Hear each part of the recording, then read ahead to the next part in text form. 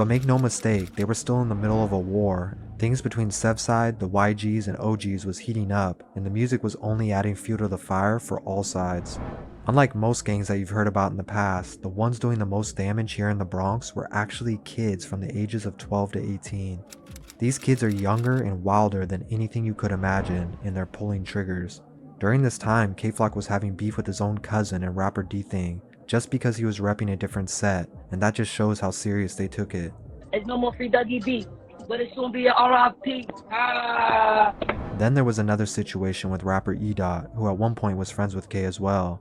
After an Instagram live showed E-Dot smoking and chilling with K-Flock's ops, their friendship was over as well. 16 with 2 million views. They never do that before. All my ops, 18, 19, 20, 21.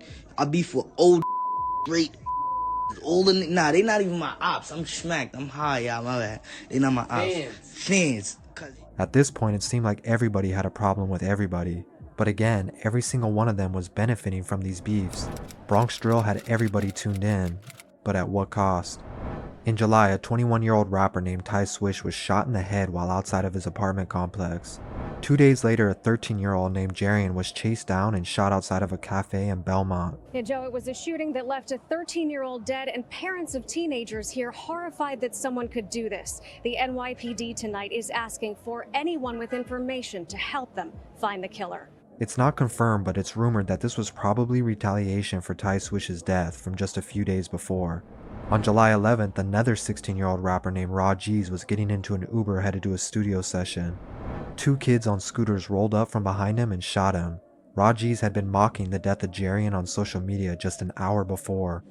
Around 11:30 Sunday night by the corner of East 178th Street and Webster Avenue in the Bronx, police say 2 men pulled scooters up next to a cab Medrano was taking to a recording studio. They then shot him in his head and chest, killing him. A perpetual cycle of dissing and then death was happening.